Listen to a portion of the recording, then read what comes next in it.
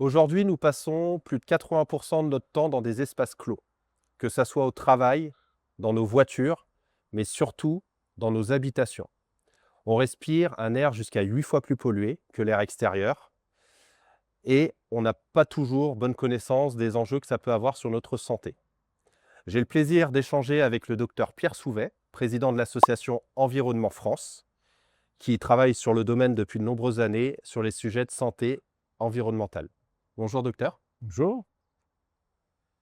Et donc moi je suis Pierre Souvet, je suis cardiologue, je préside la CEF et vous savez qu'on respire 15 000 litres d'air par jour, si vous ne faites pas de sport évidemment. Eh bien l'Organisation mondiale de la santé nous le dit clairement, bénéficier d'un air pur est un droit fondamental de l'être humain qui est nécessaire à sa bonne santé et même à la productivité des sociétés. Donc un air qui soit intérieur ou extérieur doit être le meilleur possible, c'est tout l'objet de ces vilets. Vous savez que ce qui détermine votre santé tout au long de votre vie, vous pensez que c'est le système de soins. Eh bien, oui, mais qu'à 15 c'est le système de soins. Les facteurs environnementaux, c'est beaucoup plus, c'est 25 et les facteurs socio-économiques dans lesquels il y a l'endroit où vous vivez, c'est 45 et 25 Donc, ce qui détermine votre santé, c'est surtout votre environnement immédiat. Bien sûr, le docteur, au moment où il faut le docteur, mais c'est votre environnement immédiat. Et donc, une qualité à l'intérieur de votre maison qui est bonne, eh bien, c'est une garantie d'avoir beaucoup moins de pathologies et une mortalité même qui est diminuée. Est-ce qu'on peut dire aujourd'hui que l'air est réellement plus pollué à l'intérieur qu'à l'extérieur? Et si oui, comment est-ce qu'on en est arrivé là? Vous voyez, cette boîte-là, c'est comme votre maison ou votre voiture d'ailleurs. Vous avez de l'air pollué de l'extérieur qui peut quand même pénétrer un petit peu, qui va participer à sa pollution, mais tout ce que vous allez faire à l'intérieur, la cuisine, les émanations des meubles, notamment s'ils sont neufs, même des tissus, même des sols, va polluer l'intérieur. Et comme c'est fermé, eh bien, vous allez respirer un air beaucoup plus pollué que si vous êtes à l'air libre comme aujourd'hui. Donc, un air intérieur, il faut savoir aérer sa maison, ventiler sa maison et ne rien produire à l'intérieur qui va altérer cet air qui, je le rappelle, est essentiel pour avoir une bonne santé. Et justement aujourd'hui, quelles sont les pathologies, qu'on peut avoir liées à une mauvaise qualité d'air intérieur ou à une pollution de l'air intérieur dans le logement? Alors, on pense toujours que c'est d'abord respiratoire. En effet, pour les maladies, et vous pouvez avoir par exemple plus d'asthme, plus d'allergies, notamment avec les sprays, plus une aggravation, une exacerbation des symptômes, par exemple si vous avez de l'insuffisance respiratoire. Mais ça n'est pas que ça, et loin de là. C'est aussi des maladies cardiovasculaires et notamment à cause des particules qui viennent de l'extérieur ou que vous produisez à l'intérieur, feu de cheminée par exemple, ou cuisine sans ventilation ou extracteur d'air.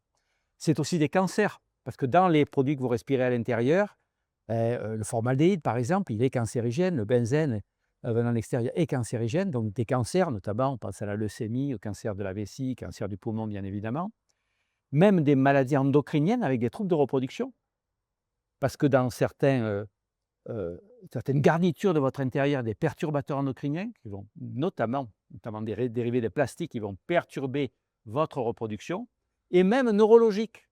Et oui, neurologique. Il y a des études, quand la qualité de l'air est mauvaise, eh bien, ça altère vos capacités neurologiques.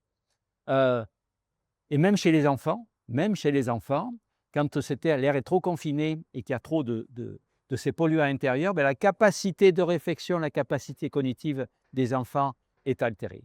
Donc, vous voyez, c'est pas seulement les poumons, c'est le cœur, même les maladies métaboliques, c'est la reproduction, c'est le cerveau, c'est multifactoriel. C'est pour ça que c'est si important.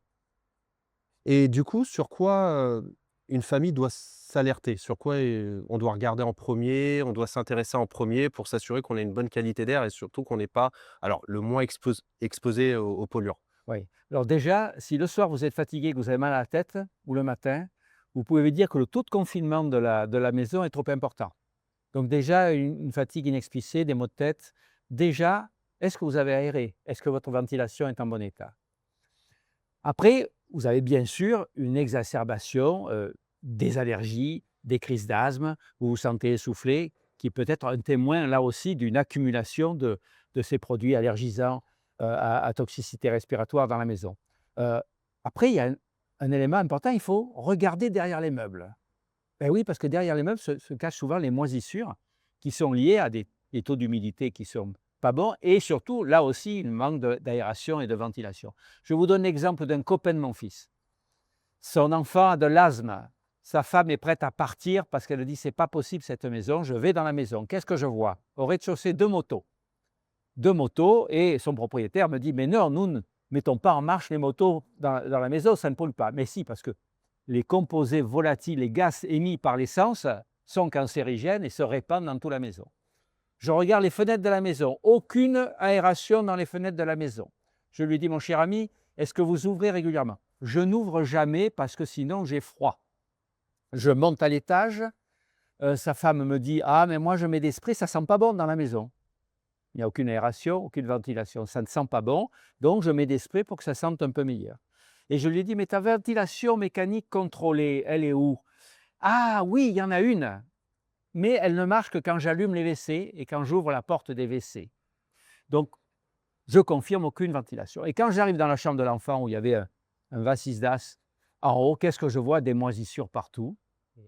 Et donc, le propriétaire n'était pas convaincu, il a fallu faire des mesures d'air intérieur qui montraient qu'il y avait 10 fois plus de benzène, produit cancérigène dans la maison, plus d'autres composés organiques volatiles. Et donc, avec ces résultats, sous la menace du départ de sa femme et de sa fille, eh bien, il a fait les travaux nécessaires qui consistent à une meilleure ventilation, une meilleure aération. Il a sorti les motos. Sa femme n'utilise plus de spray, tout ce qu'il faut pour respirer un air sain et sa fille n'a plus de crise d'asthme. Et justement, en parlant justement de rénovation, nous, chez Bâtivers Santé, on fait le lien entre le bâtiment et l'aspect santé, qualité de l'air.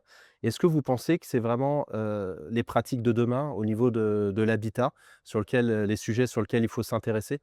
Mais ce que ne comprennent pas les artisans, c'est qu'ils sont des acteurs de santé, qui peuvent améliorer la santé. Et donc, Bâtivers Santé, c'est la même chose. Vous n'êtes pas simplement des gens qui vont faire, qui va faire un petit peu meilleur, etc. Vous avez un rôle sanitaire, j'allais dire quasi en prévention, aussi fort que nous, parce que nous ne pouvons pas agir sur l'intérieur des maisons. Vous pouvez agir. Et donc, ben oui, pourquoi refuser d'être en meilleure santé, avec un air plus sain, surtout quand on fait des travaux? Donc, bien sûr, c'est une priorité.